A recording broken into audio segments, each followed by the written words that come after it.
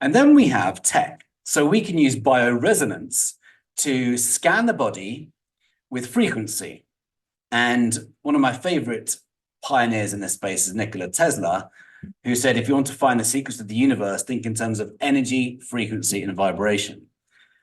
And I meant to have his quote there, and I just realized it's not here. So there's a few bioresonance devices that I've explored, and I love all of these devices. This is by no means exhaustive. There are many types of bioresonance machines now, which are being developed at record speed. And it's amazing because it helps to take the guesswork away from what is at the cause of the illness, because it can zero in very quickly.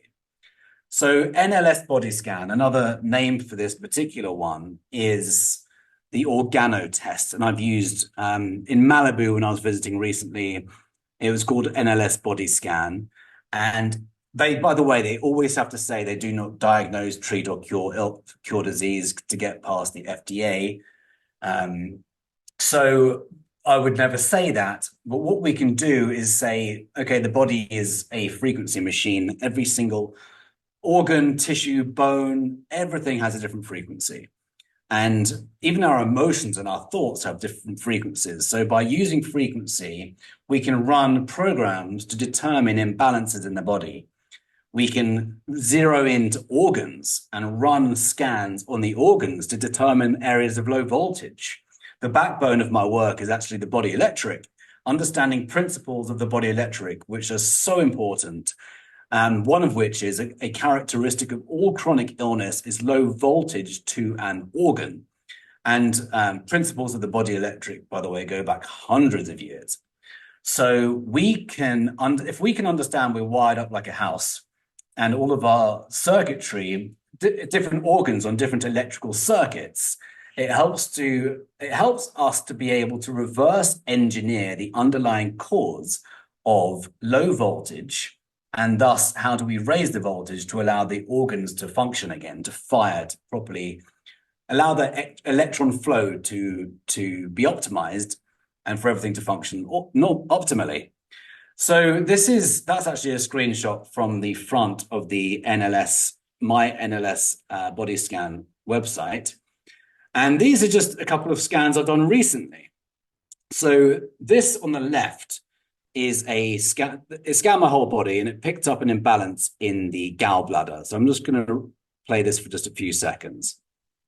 Scanning my gallbladder on this organo test. Can you hear that? One organ was shown up as being. You'll see what it was what it looked like. That's what it looked like before. And after we did some. Showed it before? This is the before. Okay. These were your curves. You treated it for E. coli. Yes, we treated it with lethal therapy. We did 3 methodtherapy, and this is how it looks now. We curves are almost even. Most of the black wrong. Now, I didn't have any major symptoms of my gallbladder, but I could have developed something like gallstones. And now it's virtually fine. No figure. What showed up in my throat?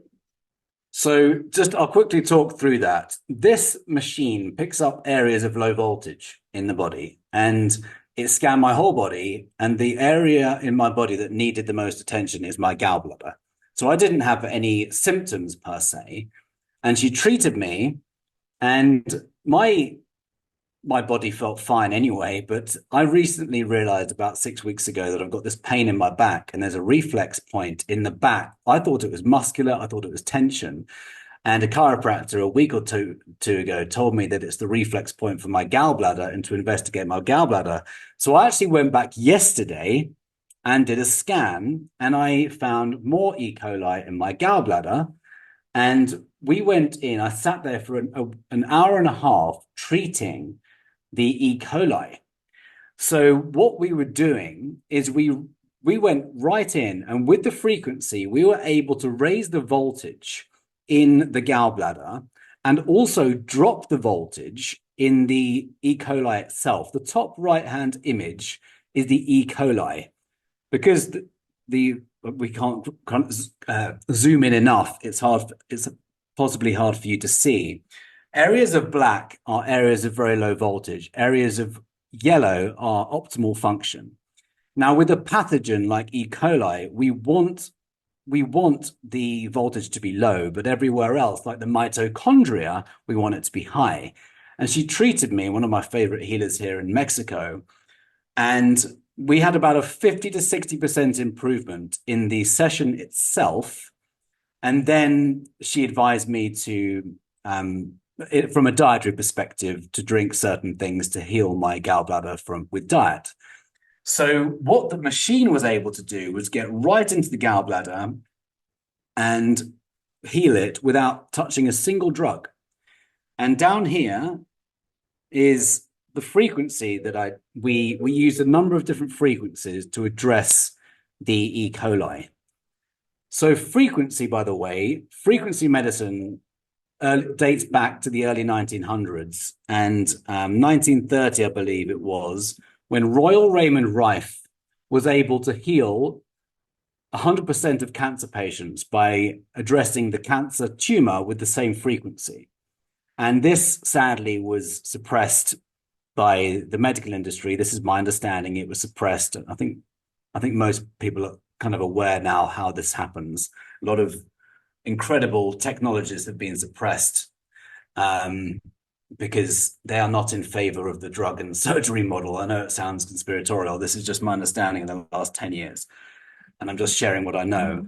So when we go back to frequency, we can understand what is at the cause of our challenges. So let's go to the next slide. This on the left is a brain scan. So where all the yellow is areas of optimal voltage. So it looks like the brain's healthy, which is good for me. This is the NLS body scan in Malibu a few months ago.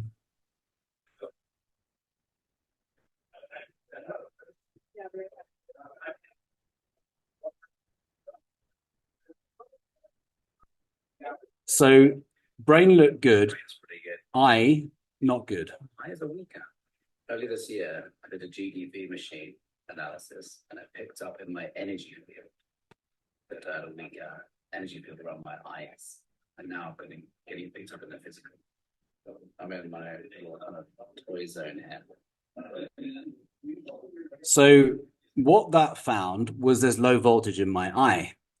And interestingly, as I said in that video, a GDV machine I used at the beginning of last year measured my energy field around the body. If you're aware of Kirlian photography and the human energy field, a principle of energy medicine is the imbalances actually appear in the energy field first before they're made manifest in the physical.